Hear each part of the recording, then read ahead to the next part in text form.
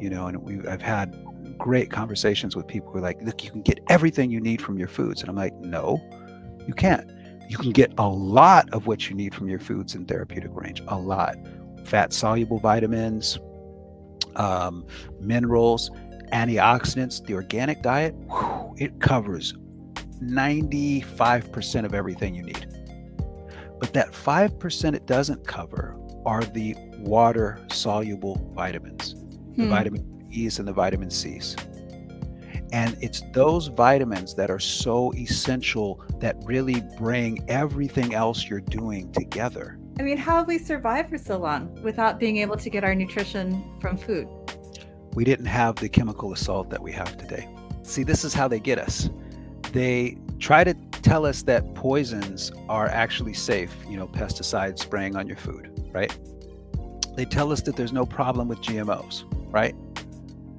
They don't tell you that it takes more energy to detoxify once you put those things in your body. And they don't tell you that in order to create that energy, you need to make a lot more, you need to have a lot of B vitamins. And they don't tell anybody that it's very difficult to get that amount unless you're taking a really good multivitamin. Yeah, so therapeutic ranges is for the ability of the body to detox the assault Of the, of toxic pesticides, etc. of the I see. chemical age and all of that Yeah, stuff, where, yeah. I mean, no matter how good you are at keeping it out of your body or keeping it out of your diet and lifestyle, you will get exposed to it.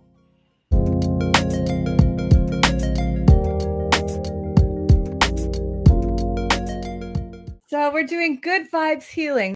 And Dr. Ely, you said you had something really good for us, some tips on healthy eating. I could use that. I'm embarrassed to say that I found some leftover cheesecake from a party in the house and I had it for breakfast. So it's probably not the best way to start the day. Well, you know what? There's a debate on that one because that sounds like a perfect way to start the day, to be honest, right? I mean, like, so I think the place to start with everybody is something that I've been teaching about for decades, and that is staples versus indulgences. We're going to talk about this Okay. in the Eating Healthy Sweet 16. But you know, we get into this idea of we have to be these perfect beings, right? And so we will, have that cheesecake in the morning and go, well, I probably shouldn't have it. Right? And it's like, you absolutely should have had that, right? Don't let it go to waste. And the thing about it is, if that's an indulgence and it's something you're doing from time to time, it's no big deal if the staples of your diet are set up, if the staples of your lifestyle are set up. You know what I mean? And it's no big deal. It's when that's a routine habit that we Mm. have a problem, right? Hmm. It's like it's that same habit for the folks who are like, "Oh, I had a really hard day, and that Haagen-Dazs in the refrigerator in the freezer is calling me, and it's like 11 o'clock at night, midnight, 1 o'clock, and it becomes a ritual." You know, Hmm. like Hmm. at that point, no good. You know what I'm Yeah. saying? No, no good. So, staples versus indulgences are a thing, and I tell that to all of my students. One of the actually in the first lesson when folks go through the holistic nutrition certification, the first lesson is about a chocolate cake example, right? And I go, okay, there's a certain thing about eating chocolate cake that when or whatever insert cheesecake or whatever dessert you want, but there's certain thing about it that is actually alkalizing to the body, and this is the thing that Hmm. blows people's minds. Like, we understand, Oh. most of us understand that alkalinity, very good, acidity, very bad, right?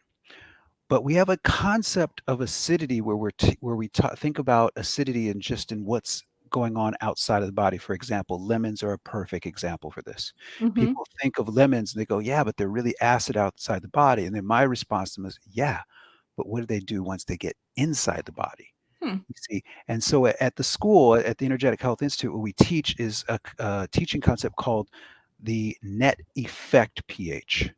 I Okay. don't I don't care what the pH of something is outside of the body. I care what the pH is once it comes into the body. Okay. So we take chocolate cake, for example. And of course, chocolate, even though there's a ton of sugar in it, and that's technically going to be ultimately acidifying, Mm. there's something very interesting that happens when you have that first bite. And you tell me if this is true this morning. You woke up this morning and that cheesecake was calling you, right? And it was like, that looks, and that first bite, now you tell me this, that first bite, when you ate it, was it, mm, was it that good when you had it, Oh, right? yeah. Yeah, it had been a long time since I had cheesecake, and it was a good one. Well, that's alkalizing Huh. for Why this why is that? reason, because it's a net effect. And what we have to take into account is the emotion of the body. Huh. Emotion is the most alkalizing or acidifying substance that we can ever come in contact with. So, Wow. so when you have that joy, that umami, that I am loved kind of moment with that first bite, that love that your body is creating in that experience, that all of the through your 600 miles of nerve endings, the joy that is being shared through your body has a net alkalizing effect on the Hmm. body. That's why we love it. It's when you get into that second, that third, that fourth, that I was taught to clean my plate, and this is a monster sized piece of cheesecake, but I was taught. And you can measure this when you're eating something like that, because the first bite will be, oh, right, like orgasmic, oh, Yeah. but then that second bite is like, oh, that's pretty good. The Right. third bite, yeah, it's still pretty good. And that Yeah, fourth, that's so true. and then it Yeah, goes downhill, right? absolutely, yeah, I threw away the container because I was like, "Oh, this isn't that big, I Right. can eat all of this," and then I was like, "Oh, I don't think I can eat all of this," and I had to, like, get the container out of the trash and wipe it off and put it back in. Right. Well, that's that moment where your body told you, and this is the beautiful thing about health when we teach it holistically. You listen to your body. Your body said, "Okay, now we've gotten to the point where you've gone beyond indulgence into injury." Mhm, Okay? And you stopped. But see, the problem for us in when I work with, patients or students or whoever, just teaching this, the problem is when we either don't listen to that thing and we finish it because we feel obligated to, mhm, or because we just feel crappy, right? And it's like, I'm gonna eat my feelings into oblivion, right? I'm gonna eat myself into a state of numbness, a comatose state, right? mhm. Which is its own acidity because of the emotion that's adding Mm, onto it. mm, Or when that becomes a ritualistic habit, right. right? So again, where do we start this? I don't care what happens with something outside the body. It has no input. I care what a food does inside of the body. So years ago, Alexis, one of the common things you doctors hear is people in utter shock and disbelief that they're sick because of course they eat healthy, right? So you'll have patients come in and be like, I just don't understand how this could have happened. I eat so healthy. I watch everything I eat. I said, yeah, I watch everything I eat too. I don't eat blindfolded or anything like that. We all watch what we eat. These are cop outs, right? So I said, why don't you tell me? I started asking patients, I like, tell me what you think eating healthy is. Just go ahead, throw it out there. They're like, well, every time I go to McDonald's, I never eat the beef. I only get the chicken. Oh, okay. You haven't watched Food Inc. You got some homework coming up for you, right? This is what's in people's heads, right? I had lettuce. I had iceberg lettuce. I eat my veggies. I eat iceberg lettuce on a burger, right? And you're just like, so I was like, okay. The engineer in me, the objective engineer in me said, we have to have a framework with which to understand what eating healthy is because it's too abstract. Mhm, It's too subjective. It's too, well, I eat healthy, but that Haagen-Dazs at night and a rough day, it's too much of that, right? So I was like, let's not create a punitive model, but let's create a way of looking at our food and our diet and there's a little bit of lifestyle in there that helps determine really are we eating healthy. So if you'll join me, I'm going to take this quiz. I love doing this with students. Will you oh, join me fun, in okay. taking the quiz? Okay. And if you're watching, welcome, and please take the quiz as well. And I'm going to show you at the end of the quiz where you can actually go and get a free chapter from my book, Energetic Health Volume 1. You can get a free ebook on the art of eating healthy. It has all of these principles in there so you can read up a little bit more on them and start playing around. That's what this is. It's a great exploration, Yeah. right? So here we go. Let's go ahead and see here. All right. So first of all, again, one of the big things for people to understand watching this is never force an ideology on your body's physiology. Mm. Okay? Never do that.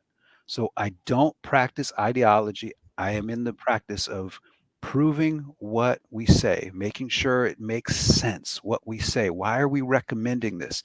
And then there's a key component to all this. You are a free, independent, sovereign being. There is no judgment that'll ever come from me. If there's any judgment you're feeling, it's self-inflicted, and I would Mm. encourage you to cut that out because Mhm. all that does is create acidity in your body through your sympathetic fight or flight nervous system. Yes. All it does. Okay, it's completely useless emotion.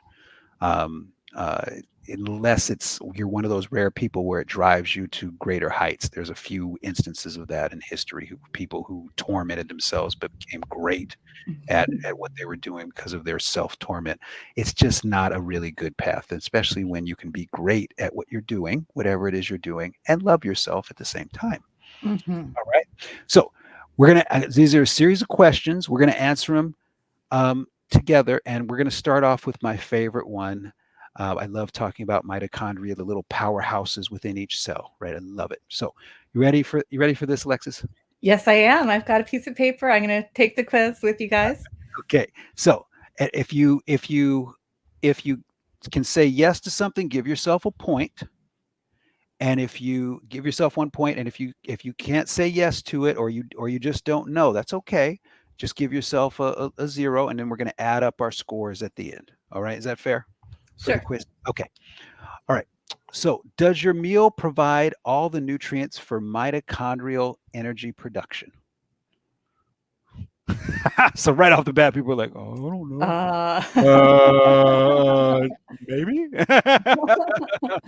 My liver. No. Um, uh, here's what I'll do to simplify this. I will ask you, are you taking a multivitamin at any point during your day? It's a substitute question for this one. Do you take a multivitamin? So, uh, uh, for me, I'm going to put a little one down for me. Okay, I do take a multivitamin. Okay, well, all right. So good. Here we go. Go for it. Good. I was hoping you were what going to are ask. what are the nutrients necessary for mitochondrial energy production? Such a great question. All right. So therapeutic range is the amount of a nutrient that's needed to affect to create the desired effect at the cellular level. Okay. And therapeutic range is based upon a collection of the suggested optimal nutrient allowances, the Linus Pauling Institute Macronutrient Center research, naturopathic clinical text from Murray, Pizzorno, Mars, a really good friend of mine now, Dr. Russell Mars, George Matteljean, um, Marty Hines, also PubMed and Google Scholar research updates, Thorne Research, Pure Encapsulation Research, other trusted nutraceutical companies, and then of course my own clinical observations. At the time that we put this together, I had seen about 3,500 patients, which was a significant enough sample size Mhm. for it, right? So you put all that together and it starts helping us understand, well, how much of a nutrient do I need to take? Because it's one thing to pick the right nutrient, it's another thing to get the right amount. Okay. And then you got to get into the next thing of quality and source, and all that other stuff. So, to answer your question, Alexis, here are your mitochondrial nutrients. These are the Okay. nutrients that are essential for the production of energy within the glycolytic, the PDH complex, the pyruvate dehydrogenase complex, the Krebs cycle, otherwise known as the TCA cycle, and the electron transport chain. So there's four unique phases of energy production within the cell. And it's not until you get into the last two really that you start involving the mitochondria. Some energy production or biotransformations take place outside of the mitochondria. Now it starts getting a little deep, especially without visuals, so don't worry about that. But here are the nutrients: vitamin B1, B2, B3, B5, and these are the amounts. These drive. Now look at the comparison here, Alexis, to the RDA. This is what the government tells you need. Oh, goodness gracious. Yeah. This is what this is what medicine, people who actually do objective science tell you need. Okay. Yeah. Wow. Big Yeah. difference. Okay. The RDA was developed in the early 1940s to determine how much of a nutrient was needed to keep 19-year-old male soldiers on the battlefield. Interesting. I never knew that. Hmm. So we can do better than that, especially since we've learned a lot more. And God bless all those brave folks that fought for our freedom. But and not even but God bless them. And this is what we've learned since, that we need more. Okay, especially in the chemical age, and especially in the age of stress. You need more. You just need more nutrients because your body's under more stress. So, since it's under stress, you need to produce more energy to be able to withstand the assault of that stress or those multiple stressors. And that's to say nothing of regular old relationship and money and all that other stuff, stress, right? Kids, Yeah. So right? Dr. Ely, can you name any foods that have most of these mitochondrial nutrients? It's almost as if we prepped for this before, but I'm going to let the audience know we did not. This is just a good question, right? This is fantastic. One of the things I've been doing for 20 years, Alexis, 22 years now, is I've been challenging students. I have a $100 challenge. Any student who can design me a meal, plant-based organic meal, so that we have the highest amount of nutrients possible, right? That's what organic is all about, right? Any student that can design a meal that has any of these um, B vitamins in therapeutic range, any meal that has these in therapeutic range, I'll give them $100. That's how hard they are to come by in our food. And that's why I say, and every person needs to be on a multivitamin.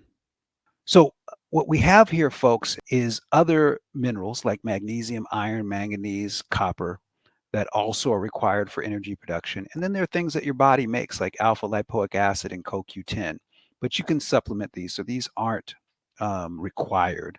You know, your body can make these.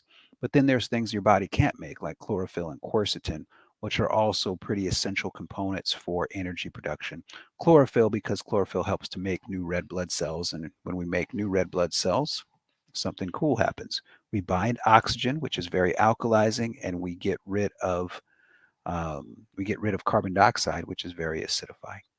So those are the mitochondrial nutrients. All right. So what we get into then is, does your meal provide all the nutrients for mitochondrial energy production? So kind of a trick question. Your meal can't, unless you're taking a multivitamin. So the way to answer that question is, are you taking a multivitamin? Well, if you are, you're getting all the nutrients your mitochondria need to produce energy in the therapeutic amounts, especially if you're multivitamin. Here's the key, everybody listening. Your multivitamin has to have, and this is how I gauge multivitamins. The first vitamin I look for is vitamin B5 pantothenic acid. If vitamin B5 is at least 100 milligrams, the chances are you have a good multivitamin. If the vitamin B5 isn't anywhere near 100 milligrams, you're just wasting your money. Okay, because most of the times I've seen some multivitamins that have like, I don't know, 12 milligrams of pantothenic acid in it. And it's like, well, I can get 12 milligrams of pantothenic acid in my foods. I don't need a multivitamin for that. What you need a multivitamin for is to get into the upper echelons of therapeutic range. And so if you're serious about your health, it's something you'll bring in. Can you make a meal with all of these vitamins in them and these minerals right here, magnesium through copper and even some chlorophyll and some quercetin? Of course you can, right? But can you make that meal, organic plant-based meal? Can you make it and get the B vitamins into this range? Sadly, no. You can So, get so why are we magnesium. just talking about plant-based then? Because you could. So when I googled it, I got, you know, salmon and, Mhm. or actually nuts. They said have a lot of phytonutrients for mitochondria, but um, yeah. Which So nut? like bone broth, Which nut? walnuts, grass-fed Walnuts. meat, Ugh, egg yolks, ugh. Here, let's go ahead and grab it. Let's go get this is a fantastic book if organ you can meats. find it. It's called the World's Healthiest Foods. It's probably the most comprehensive. It is the most comprehensive and user-friendly book I've ever seen on nutrition. It's a magnificent work. So you said walnuts, right? Well, let's put it to the test. Let's go see. So walnuts we have in here on page 706 ish. All right. So we look at this and we say walnuts, right? Walnuts are a good food for helping the body mitochondria produce energy, right? Mm-hmm. Let's see how much of these B vitamins are in walnuts. Okay. So this is going to be in uh, nutritional analysis of a quarter cup of English walnut pieces, a quarter cup. Okay. So that's a good amount. You can put that on a salad, right? So here we go. Vitamin B1, uh, 0.1 milligrams. Hold on. I gotta put on my old guy cheaters here. Let's prove that I'm actually almost 50. Right there. There we go. Oh, I can see. I can see. I can see. All right. Um, B2, 0.05 milligrams. B3, 0.34 milligrams. And where does he have? Pantothenic acid, 0.17 milligrams. Well, maybe we should be looking at something like organ meats. Sure, let's go look at organ meats. Which one do you want to look at? Let's do beef liver or Liver. Let me beef. get. Let's do beef heart. Let me see if they have it in here. It might not be measured. It might not be in this book, but let's see if we got liver. I think he might have liver in here. So let me just see if we can find liver in here. And not one of my favorite foods, but some people love it. Delicacy, right? I tried to eat liver at a restaurant. I thought it would be really delicious, but it was Nope. horrible and I couldn't eat it. But I Nope. do love liverwurst, and Ah, that's fun. yeah, I find it delicious. L And you can I also get ground beef that has liver and heart in it, so that you get a little bit more. Like you can get ground beef that has more of the organ meats in it, I'm so it I'm makes it tastier.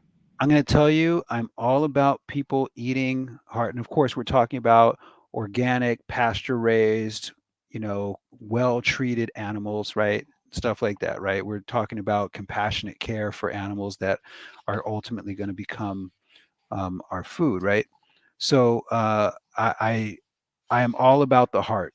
I think the heart is just an incredibly nutritious organ. Liver, I have a problem with as an organ. And the problem that I have had with liver and kidney for that matter is these are organs of filtration.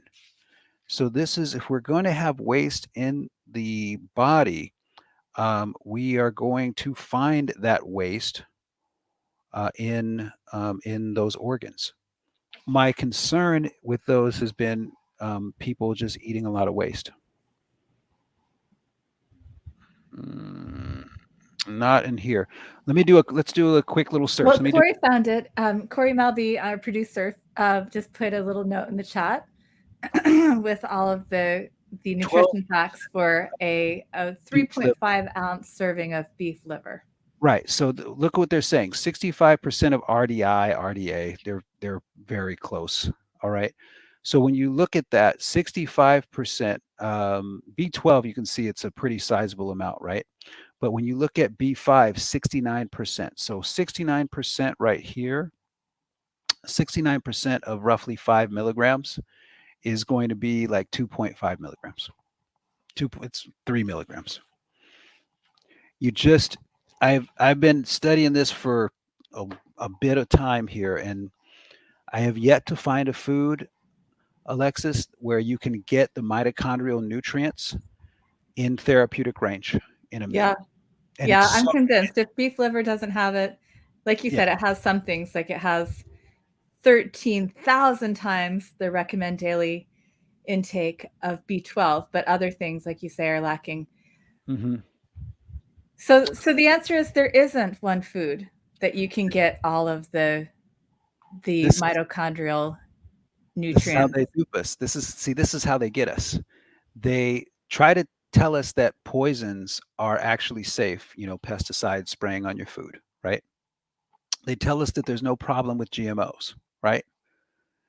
They don't tell you that it takes more energy to detoxify once you put those things in your body. And they don't tell you that in order to create that energy, you need to make a lot more, you need to have a lot of B vitamins. And they don't tell anybody that it's very difficult to get that amount unless you're taking a really good multivitamin.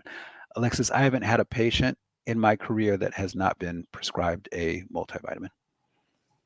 It is that essential to us. If they were to take away multivitamins from us, we'd figure it out ultimately. But I can tell you, it would be a bear So to how did figure. people how yeah, I mean, how have we survived for so long without being able to get our nutrition from food? We didn't have the chemical assault that we have today So therapeutic, yeah, so therapeutic ranges is for the ability of the body to detox the assault of the of toxic pesticides, etc. I see. chemical age and all of that Yeah, stuff. Where yeah, I mean, no matter how good you are at keeping it out of your body or keeping it out of your diet and lifestyle, you will get exposed to it. Okay, so that's one question. sorry, sorry. No, no. Yeah, No, no, it's nothing to be sorry about. That is the hard question right there. That that is, and is we a can hard question. Yeah. that's why I put it up front because this is the one where it's like when I'm working with a patient, right, Alexis, and I go, you know, are you getting all the nutrients you need for mitochondrial energy production? As soon as I ask that on the first one, the feeling you can see the face change, and they go, what? It's like, maybe I don't know what eating healthy is. And it's like, good. Maybe you don't, because I'm a doctor. And doctor means teacher. So this is an opportunity. This is great. I get to teach you about what eating healthy really means. Yeah, And now once you learn this teaching concept, you will never be the same again. You'll be better than you were. yeah, I get it. I get what he's talking about now. Okay, I didn't know I needed these nutrients. Now I know why I'm spending money on this. I see the way I practice health in this day and age, and especially in an industrialized nation like the United States, is I'm not here to be altruistic or to work on subjective belief models, and I've had great conversations with people who are like, look, you can get everything you need from your foods. And I'm like, no, you can't. You can get a lot of what you need from your foods in therapeutic range, a lot. Fat soluble vitamins, um, minerals, antioxidants. The organic diet, whew, it covers 95% of everything you need. But that 5% it doesn't cover are the water soluble vitamins, the hmm, vitamin B's and the vitamin C's. And it's those vitamins that are so essential that really bring everything else you're doing together. So if you are doing all this great organic plant based nutrition, but you are not nourishing your mitochondria, you're not giving them the B complex that they need and the amounts they need, you're not giving them the vitamin C's that they need, then what ends up happening is ultimately your diet is fantastic, but it's not enough to withstand the assault of the stresses.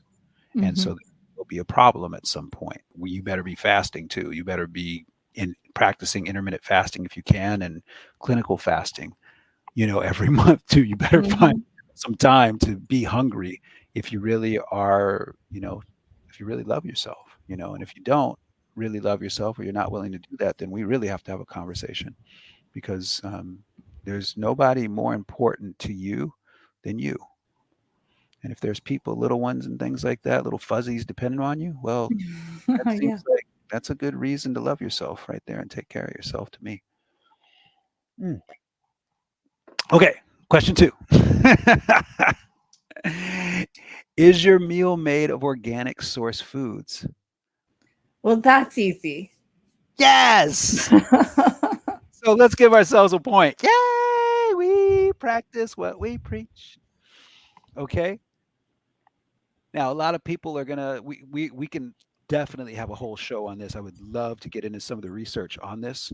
Can can we say biodynamic? Sure. Can we say regen? Sure. Can we say permaculture? Sure. Can we say I grew it in my backyard and I don't need no stinking organic label? Sure.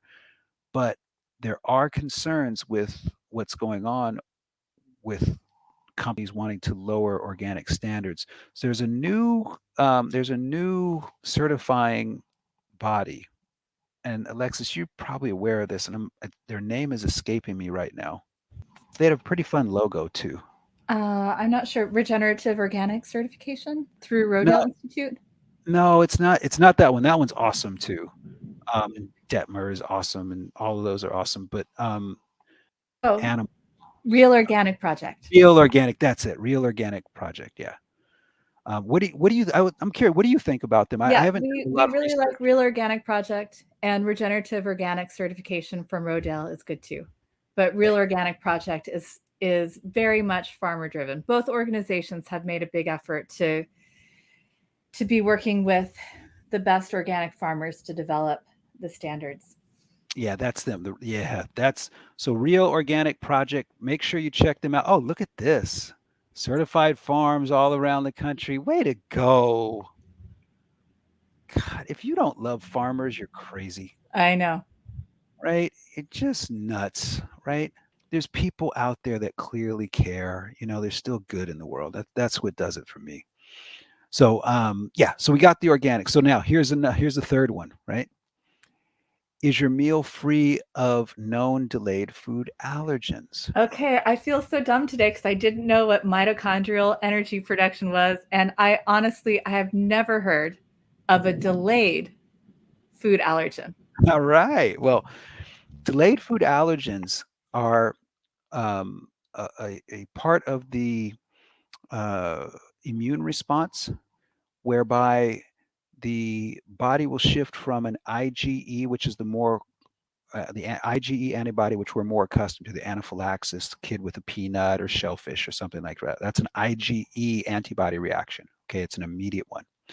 But there's also a class of antibodies, IgG, that can be delayed allergens. So a person can have no immediate reaction to something, but 2 hours to 2 days after eating a food can have a reaction to it. And the more sensitive you are and the more you know about your diet and what you're doing, the more you can feel what's happening.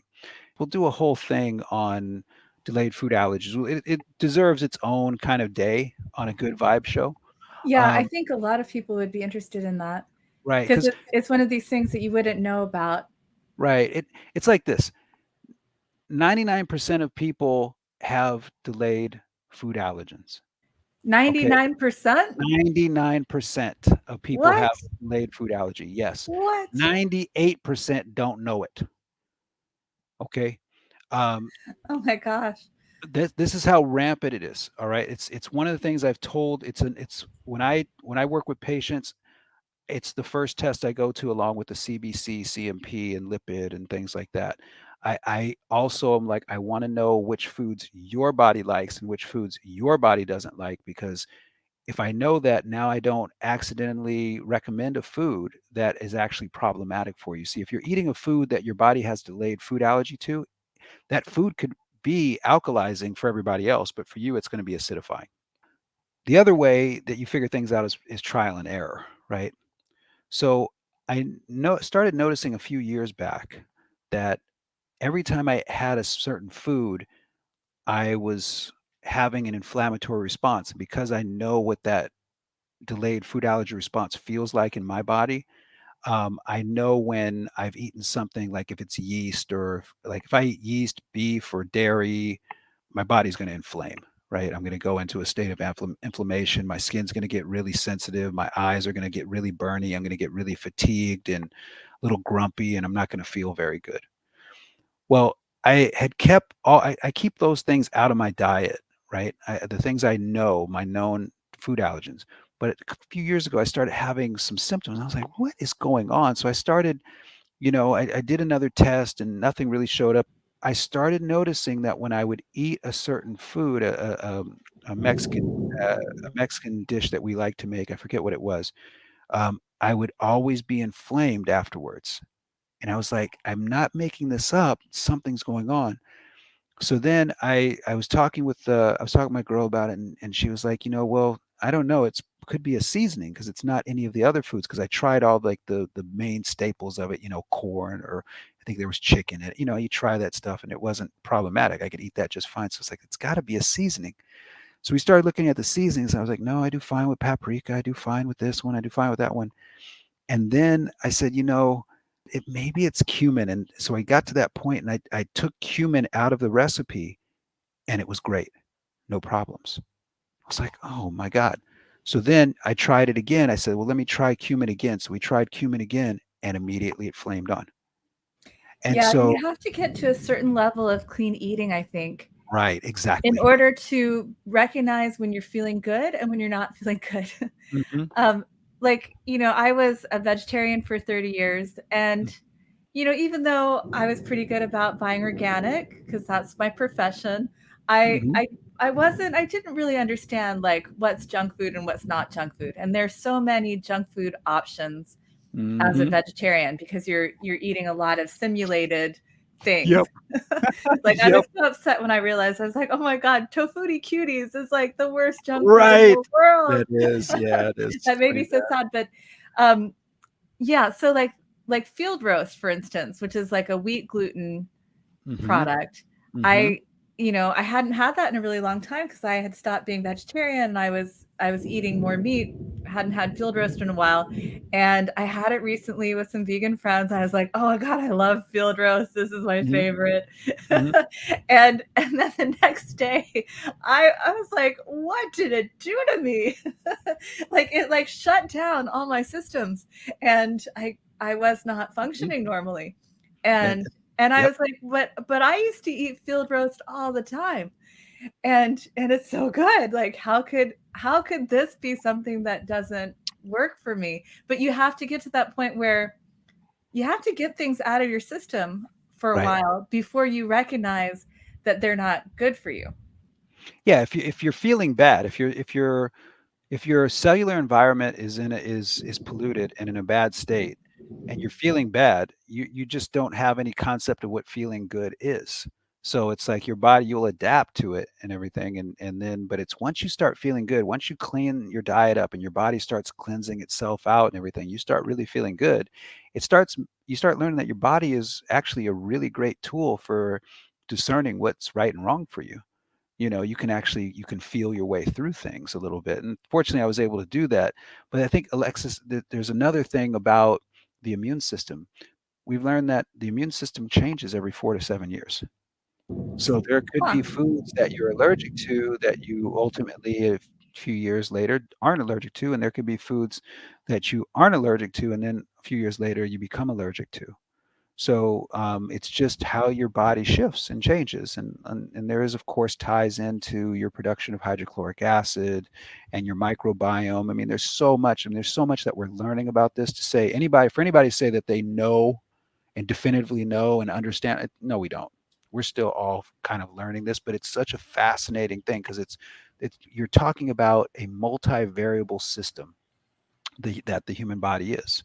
So, and that creates a tremendous amount of personalization. But there are principles that will work to help people understand that personalization. And that's where you get into hydrochloric acid production, microbiome, foods that you're eating, the cleanliness source of the foods you're eating. That's why we talk so much about organic sourced, right? And you start putting these things together, and what you find is that you don't have to suffer as you get older. You don't have to live your life in pain, or be beholden to a hospital or a person in a white coat. That you can be like, no, I'm in charge of this. I think if there's for me, if there's a situation where it's an emergency situation, an accident, something like that, you know, there's never been a better medicine than allopathic medicine. They'll save you when most of the times you would have died in the past, right? I mean, that's where they really shine. When you start talking about long-term care, preventative health, preventative medicine, um, chronic recovery, cancer, all that stuff, their track record sucks. We'll rapid fire this now. So, is your meal at least 60% alkalized? And we'll do a whole thing on net effect pH, so I can really explain what that is. Okay, and because the first four, and the reason I order these like this, Alexis, are because these are the most important. The top four are the first. These are the ones that get it done. Okay, and form the foundation for a healthy diet. Then everything else builds upon that to make it even better. Okay, so far for me, I'm 4 for 4 so far. Last week I probably wasn't at 60% alkalizing, with my little late night, vegan M&Ms things and stuff like that, right? But the vast majority of my diet is organic. What we say for people eating organically, we set a goal of a minimum 70% organic source foods, that 70% should be your minimum bar. Ideally, you're really above 90%. And that's where I strive to be with my family and everything is 90% or higher organic foods. Okay. So, does your meal have at least one green food? So, are you eating something green every day? I'm going to say, yep. I always make sure I get at least chlorella in. Is your meal filled with high ORAC antioxidants? So, are you getting a lot of antioxidants in your meal?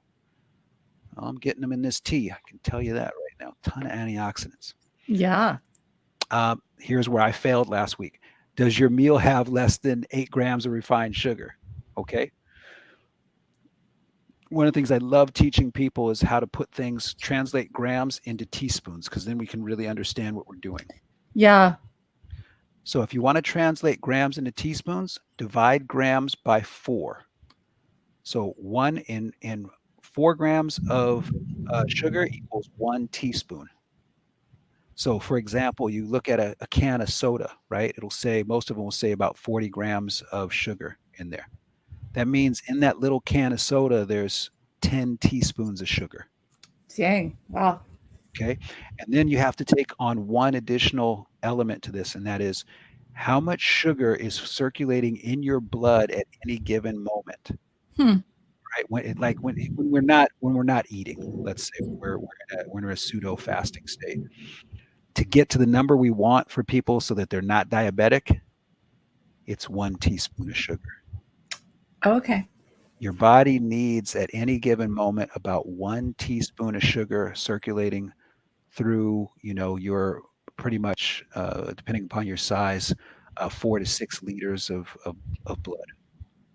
That's all you need. 1 teaspoon of sugar drives the whole system for energy production. That's all it needs. So when we start taking in like a can of Coke and put 10 teaspoons of sugar in our system in like 15 minutes, we have completely overwhelmed our system. And now the kidneys have to work harder to get rid of the excess sugar. The excess sugar tries to get pushed into cells so it can get out of the bloodstream because sugar is very acidic to the body, and the body can't keep the sugar floating around. Number 8. So I got right now. I'm at 7 out of 8 so far. I'm doing well. Actually, I'm at 1, 2, 3, 4, 5, 6. Yeah, I'm 6 because I didn't give myself for last week that number 4. So I'm 6 out of 7 right now. Oh, I did give myself 1 for 4 because I had some juice. All right. Well, does your meal include something naturally sweet? Yes, licorice root is naturally sweet. So yes, I got that going right now. My favorite right now is Yeah. fresh figs. Oh, so good. What a Yes, right delicacy, off the right? tree. That is Oh, the best thing ever. all right. So we get into the next one. Here's the big one. Are there 8 to 12 grams of fiber in every major meal you eat? So now, for me, Alexis, I eat one meal a day. I'm a one meal a day person. That's it. Wow. And I do intermittent fasting. And but but here's something I don't do great in my diet. I don't often get 12 grams of fiber. So sometimes I have to augment with a little bit of psyllium husk powder, and I'm not really consistent in that. So I'm not going to give myself a yes on that. But that's a big deal because if you're giving your body fiber, you're helping to support a healthy microbiome. Bifidobacterium love fiber, and they love fiber because they turn fiber into two things: butyric acid, which helps act as a fuel source for all of the cells of the colon, and also GABA. And GABA, as a neurotransmitter, is going to be very calming to the body. So if somebody's feeling very anxious and is telling me that they're suffering from anxiety, my first thing I think now is they don't have bifidobacterium and they're not getting enough fiber in their diet. Wow. That's why they're anxious. And we've seen Wow. it completely reverse as soon as we get the microbiome right, and we've see and we get them eating fiber. My nutritionist, Todd Wickersham, who I interviewed last week, he Mhm. gave me one that really worked for me, Ezekiel bread. It's Oh, like an love it. easy thing that has lots of fiber and of Hmm. course vegetables. But it's like if you want to get fiber Hmm. into a quick meal, like a breakfast meal, for instance, you're not going to have a big salad at the same time. The Ezekiel bread is really good. Ezekiel is fantastic in two situations. Love that. Love that thunder. In two situations. Number one, a person can eat gluten. Okay. Yeah. Yeah. All right. So we got to make sure we don't have a delayed food allergen, like a gluten delayed food allergen in there. And number two, yeast. Because I had to give Ezekiel bread up and it was really sad for me. Oh, All oh, right. I'm sorry to hear that. So does your meal include a raw fruit and woo wee? Y'all got some thunder. The lights are Way to still go. on. Okay, let's get through this so before you the power goes up. So raw fruit and vegetable, we love to have something raw in there for the natural enzymes that are in the raw fruits and vegetables.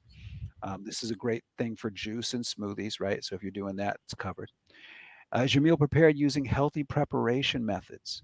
Healthy preparation methods are going to be things like, are you quick steaming your broccoli? Like I made this wonderful broccolini with some garlic and some shallots and some onions in it and a nice saute. But right before I put it in to saute it, I put it in a very short, quick steam. I don't, and the worst thing I think you can do, and this is something George Mateljean talks about, is the worst thing you can do is boil your vegetables. All you're Yeah. doing is pushing all the nutrients out into the water, and then you throw the water out, right? Yeah. But if you use quick steam, then they're delicious as they are. Like I've quick steamed in like just veggie broth. Oh my God. You want to get a flavor that you have Yeah. that whew, quick steam and a little veggie broth, you're doing great. But also sauteing after you quick steam. So it shortens the cook time for your food, Yeah, right? that's a So good idea. and now you're not degrading the nutrient availability. If you are eating meats or fish, are they environmentally safe? Meaning, are we eating wild caught fish? And if that's even possible now, this with safety there, are the meats pasture raised, organic? Meats. Are we talking about good things? Are we putting good things in our body? Well, you were going to say something, Alexis?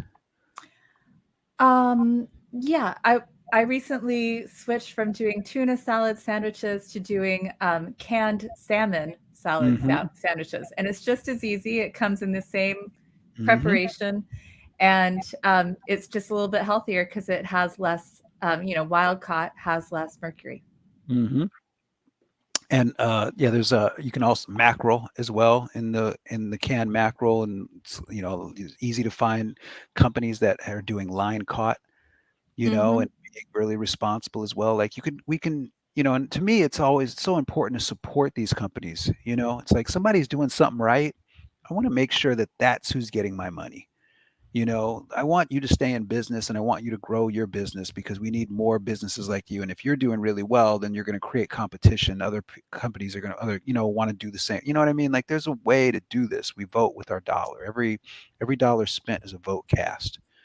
You know. So then we get into 13, the environmentally safe cookware. This is where Teflon bad, cast iron good kind of thing. you know, Hmm. One of my favorite pots that I have is from my grandmother. It's a cast iron that actually dates back. It's actually stamped on the back, I think 1908. Uh, Whoa, that yeah, is cool. right. And my son's gonna get it. I mean, this is right. Like cast iron. I I love one of my favorite little things that I do now is getting cast iron that's completely dilapidated and rusted and everything and restoring it. Really? And they work. I Yeah, didn't it's know you could do that. oh my god, it's so easy too. Really? Oh my gosh, that sounds like something my husband would be into. He loves, Right? like, finding trash and making treasure. So then we get into the last three, and this is why we say, look, this is a teaching concept, right? It's a teaching concept. It's a way to understand the impact of not only food but your lifestyle and your situations. So our family and friends involved in preparation and cleanup, and this is I put that in there specifically for moms and Mhm. clean up the meal. There it is if I got to say, I'm going to make a statement here, everybody. Okay, so just hang on to your hats. What kind of person allows someone to cook for them a delicious meal and then asks that person to clean up after the meal as well? If Yeah, I agree you with that too. I think, yeah, if you cook, somebody else should clean and vice versa. vice versa, it makes the Or world do it go all round. together. Yeah. Or do it, or you cook together and clean together. Either those are completely fine. But if somebody is making you a meal, and especially if you are making a meal for your children, teach them right. Hopefully, they'd be in the room with you cooking the meal because that's a skill everybody needs to learn. And trust me, they ain't gonna get it in school, right? But at the very least, have them clean up so they can show you that appreciation. My grandmother was awesome about this. She wouldn't do it. And she'd be on you like, boy, I just made your food. Get in that kitchen and clean that pot, and make sure it's all done the right way. And it's like, and you learn, you're like, oh, I get it. Reciprocity. You just did something incredible for me, and I was taking it for granted. And now I get to show you I love you because I get to make sure the kitchen's all clean. So you want to do that again, right? It makes the world go round. That's Okay. true. So Yeah, people who like to cook can be easily encouraged by a little help with cleaning up. oh, a clean kitchen is a cook's dream, right? So you Yeah. come in and you're like, "Oh yeah, I want to make some more food now." And it's like, "Yeah." So if you want to eat and you don't like to cook or you don't know how to cook or whatever like that, then at least be the cleanup person because then you're Mhm. going to guarantee a meal. Is the beverage you're drinking warm and 8 ounces or less? So when you're eating, we one of the things we say at EHI is eat when you eat and drink when you drink. Yeah, this I haven't heard this before, but yeah, so why is that? When you look at other cultures, they always give you a small cup for tea with your meal, Mhm. just to clean your palate. And it's always Okay. a warm beverage to help encourage digestion. Warmth Huh. helps encourage digestion. In the United States, though, we have these supersized, stupid 64-ounce drinks that are ice cold, Yeah. and all they do is suppress digestive fire. So this is What? really I never kind. knew that. So yeah, eat when you eat, drink when you drink. So, like, is it okay to have a little bit of a cold beverage or something like that when you're eating? Of course, right? But we're saying keep it down to something that you're just cleaning your palate at so that you don't turn off your digestive power of your hydrochloric acid in your stomach. Hmm. Okay. And then digestion improves. Pretty Wow. straightforward, right? Simple stuff, right? And then here's my fave thing. I don't eat. Another one of the things I don't eat, Alexis, until I have burned off all my calories from the previous day. So I always make sure, I shouldn't say always, that's so silly, but the vast majority of time I make sure and I work out before I eat. I work out before I break my fast for the next day. Okay. Always sure I want to burn off, especially when I'm eating those 1 a.m. M&Ms because I'm feeling sorry for myself. I gotta burn those calories off. You gotta get them out of the body, right? I like the way my body feels a certain way. I like a certain feel. So, can you burn off the total calories in the same day? This is an argument in favor of intermittent fasting. This is an argument in favor of being physically active and making sure every day you earn your calories. All right. Then you can enjoy them. And if you have a little bit of cheesecake, it's not such a big deal, right? So if if you like these and you want to learn a little bit more about them, let me show you where you can go.